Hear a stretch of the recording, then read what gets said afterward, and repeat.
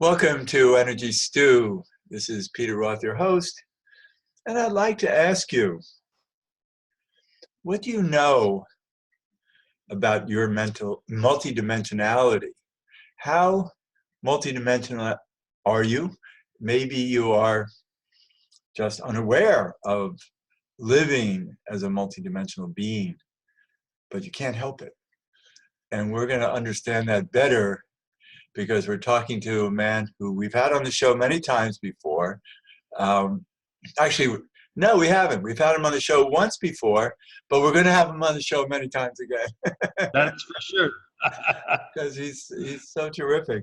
And he really delves in this area of our, let's call it, super beingness. And so let's get started talking with Dr. Melvin Morse. Melvin, thanks so much for being back on Energy Stew. I'm excited. This is, I love being on your show because you explore topics that are so cutting edge, and yet you bring it down to earth. You know, it is so sort of the far out becomes prosaic. I want to be logical about it all. Yeah. Not as much purely scientific, because if I was a traditional scientist, I would be a total naysayer. Because you can't, I'm not sure. Well, you can only. I'm going to dispute that today because I am a traditional scientist. Right, you are. I'm talking about. As your listeners, I'm talking about a different kind of traditional scientist. that's the true. kind that don't want. Because we're at the edge of a paradigm shift. And so anytime that you have these, you know, there's been, 6, 7 in Western civilization paradigm shifts in the past, thousands of years.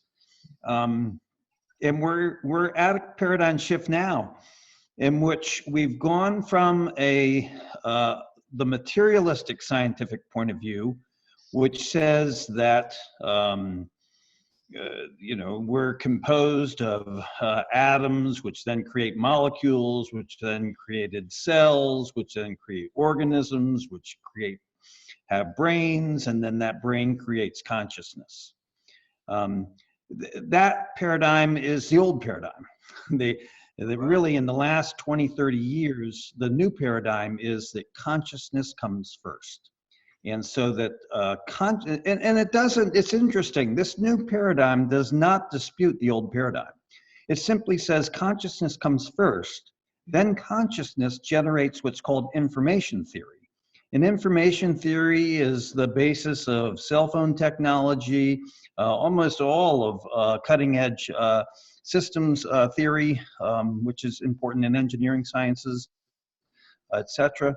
So you have information theory, then you have the laws of physics, and then those laws of physics determine atoms and molecules and cellular structure and being. But they exist already in these concepts. Exactly.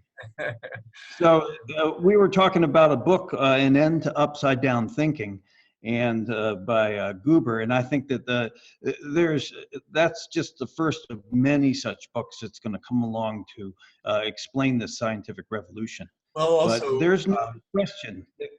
Well, we are multidimensional beings. Right. We know that from theoretical physics. We know it from neuroscience. And I recently recorded a show that's going to air this week with Christian De Quincey, who is a consciousness university professor. Oh, wow. I've got to watch that myself. That'll be very interesting. Yeah, he's great. And so, I'm so happy to find all these like-minded people, as you are. But I wanted to come back to what you were saying about consciousness and then information theory. And what I believe is that consciousness starts off with just being pure consciousness, pure awareness, exactly. Without thought, without information. It doesn't need information. Because we've gone, for instance, you and I and everybody else, we've gone through our whole lives being aware of each moment of our lives, it's the same being in awareness. I can go back, anywhere in my life and see myself being aware of experiencing that moment in life. And there was also information. And so the energy around consciousness is what created the universe, because the universe is information. It's all it is. Yes. It's information. To give our consciousness something to play with. Well, and this dovetails with what modern science is currently learning, but it also dovetails what we learned 2,500 years ago from the Buddhist scholars, the Buddha himself, from Jewish sages that lived in Eastern Europe at that time. For example, the Buddha described consciousness just as you did, that it's a luminous light that has no thought, but that all of consciousness is part of it. Now, so what do I mean by modern neuroscience? I don't think it's well understood that human beings have two streams of consciousness. And we know this amazingly enough from, I was part of this when I was a medical student. They do split brain studies in which for various reasons, let's say intractable seizures, they actually sever a person's brain into its two parts. And then suddenly, for the first time in their lives, that hidden consciousness comes to life. So we have a verbal consciousness, or I love the way you put it, the thought, that sort of internal narrator, the chattering monkey, as some call it. That's clearly from the left brain. And then we have this really non-thought, non-linear, unconscious, well, it's unconscious to us, but it's a stream of consciousness that appears to be linked with this universal thoughtless consciousness. And that what's you interesting, and we're just learning is what's interesting is that science has found that the more you repress the brain activity, the more consciousness expands. So even, hallucinogens actually reduce brain activity. Near-death experiences are no brain activity, but even people in their Right. dying states and people who have been in comas, people, who are demented, as they're about to die, all of a sudden they have expanded consciousness and they speak clearly and they have clear minds. And that's from reduced brain activity. So as they're Correct. dying, their So, brain so what, right. So, I was trained to think that when the brain dies, then obviously consciousness died. But you're absolutely right. From my studies of near-death experiences, as well as, dozens of others, that when the brain dies, consciousness expands. It actually becomes beyond the human body. And this dovetails nicely with recent research on what does meditation do. And we now know that meditation follows precisely what you've described, is that the first stage of meditation is an area called Brodmann's area, which is in the back of the head, which integrates all of your five senses. And that area of the brain has to decrease activity. So you actually have to have less brain activity that suppresses this Brodmann's area, which is the ego-based, five senses view of the world.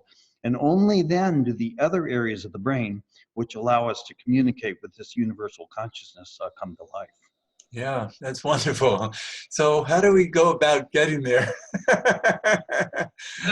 Well, I've got a challenging question for you, though. I've been thinking a lot about this. My first question for you, Peter, is should we go there?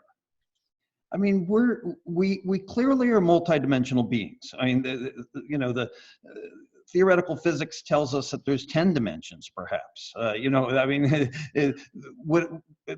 They argue themselves over how many dimensions there are, but clearly there's more than just the three. They all agree on that. Right.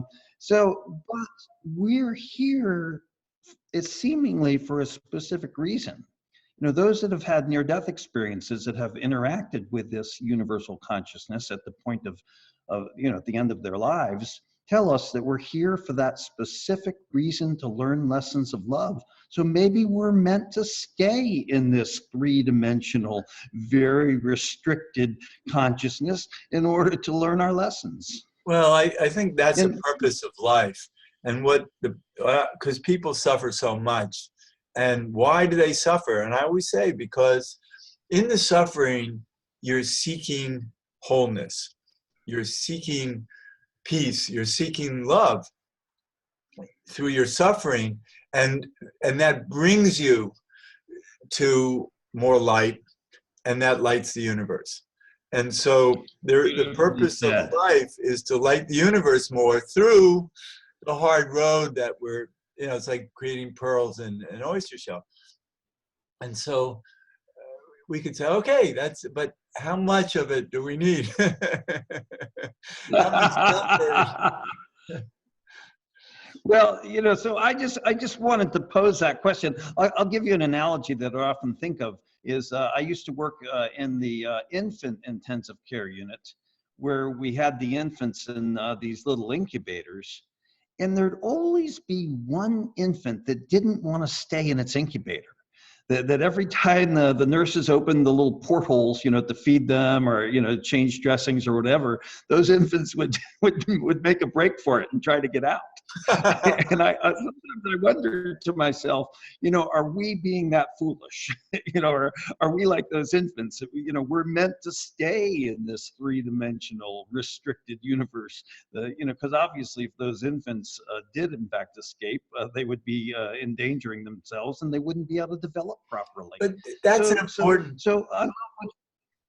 That's very important. Yeah, our suffering is for a reason. Right, but let's look at the NDEs. Let's look at these, thousands of people, millions of people likely, have had NDEs and have seen the light, have been in blissful environments, and come back. Because otherwise it wouldn't be an NDE, it would be a DE. And right. So why do they choose to come back? And fortunately for them, they've had the experience of the other side.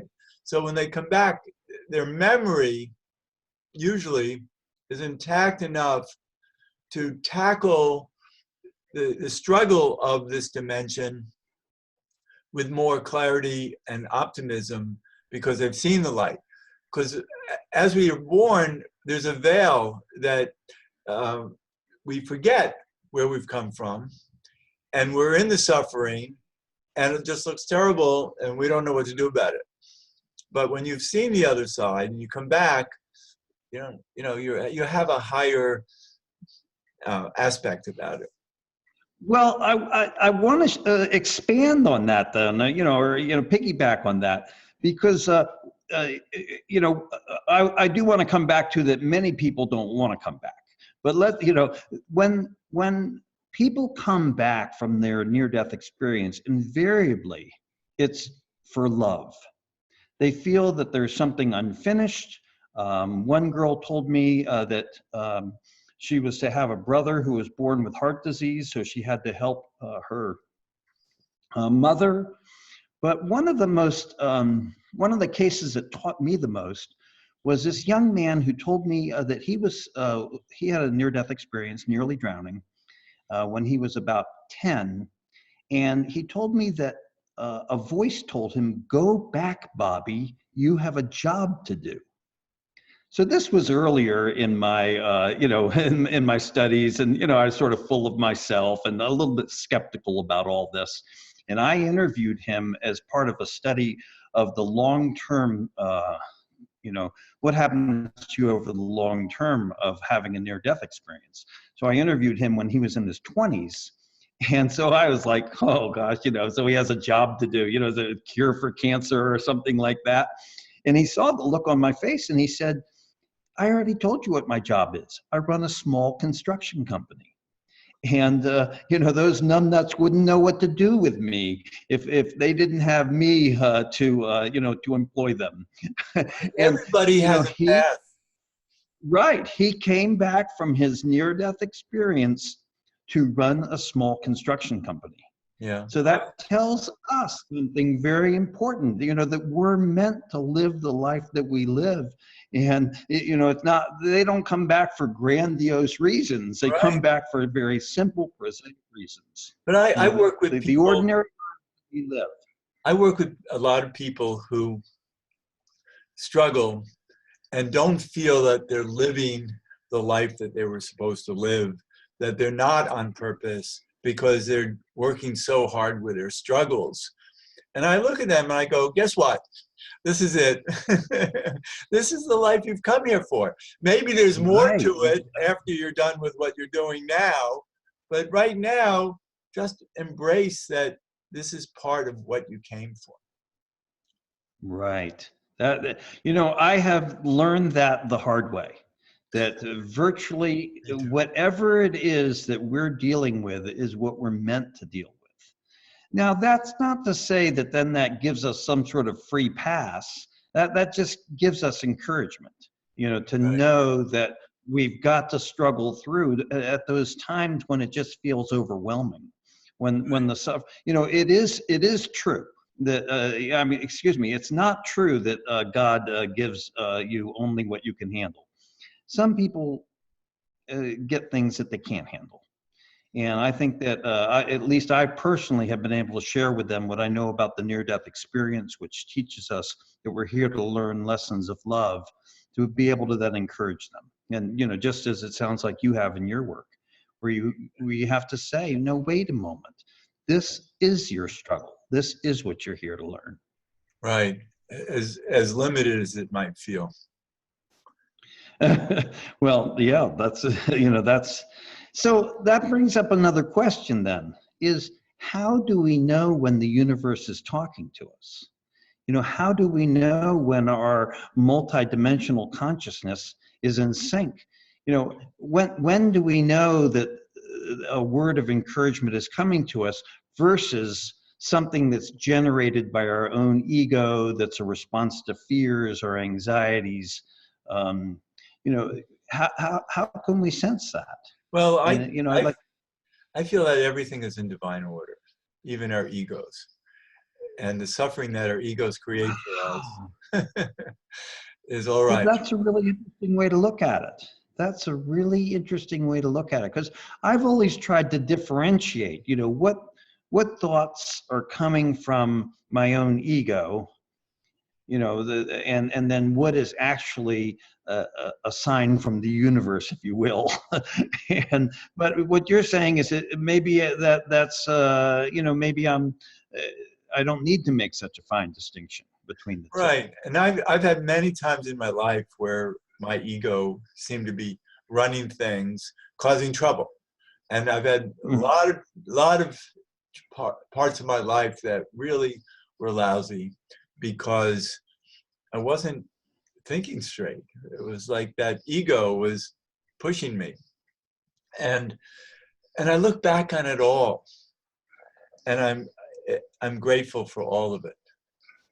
At Interesting. this age, and there was so much pain, but it brought me to who I am and what I know. And I've gained so much wisdom from the journey that I was on, and I tell that to people all the time. You're on a wisdom journey. You might be bumping along, hard bumps, but look at the wisdom it's creating.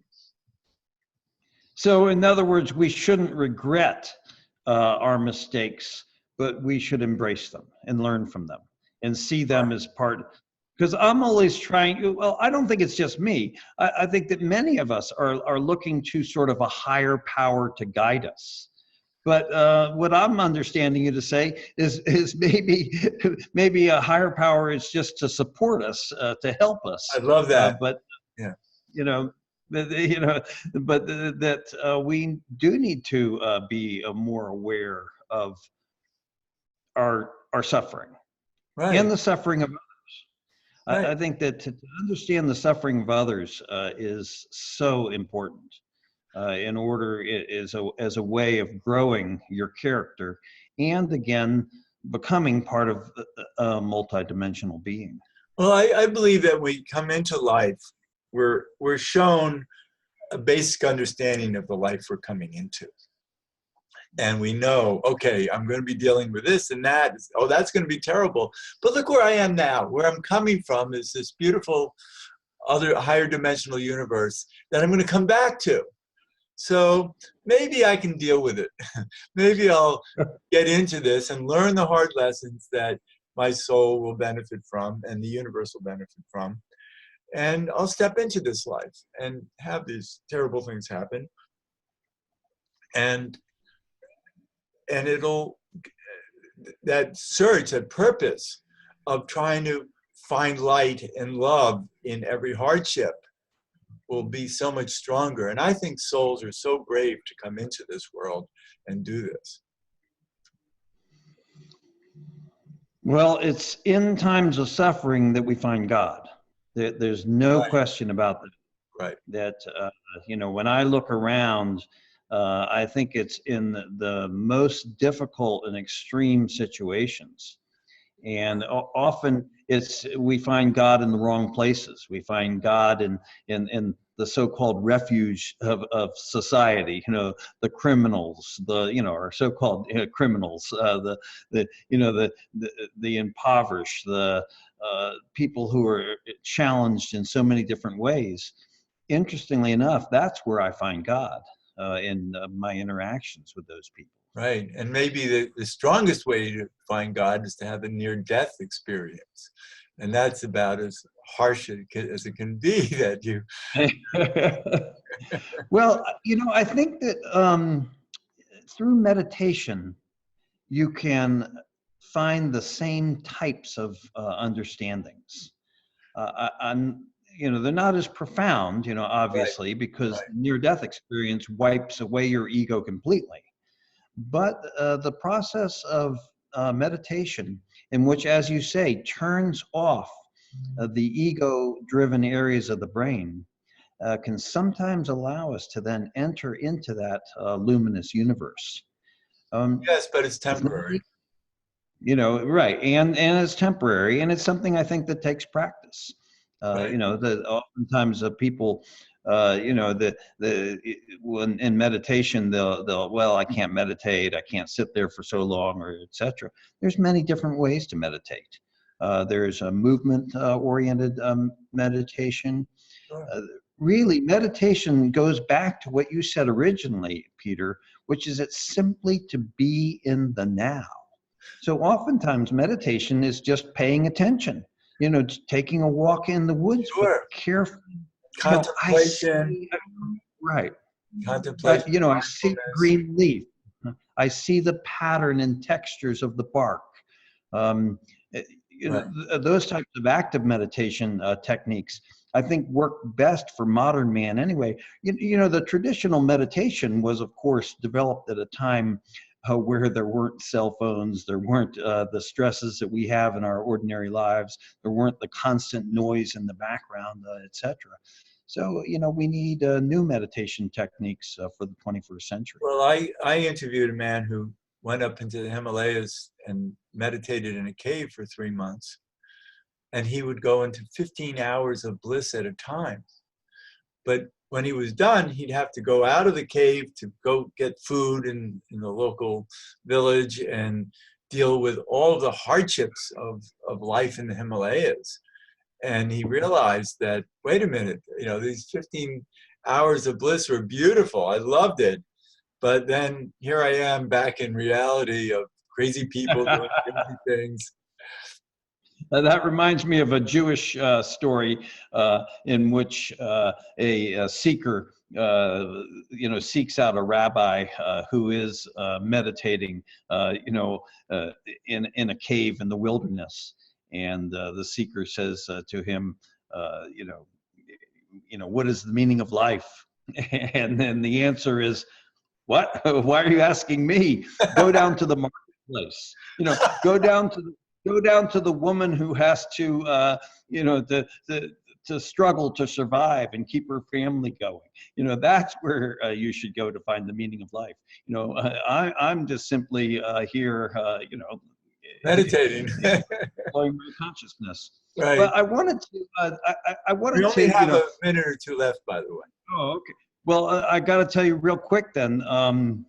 The modern game Tetris, which is a video game, has been shown from scientific studies to be just as powerful as meditation.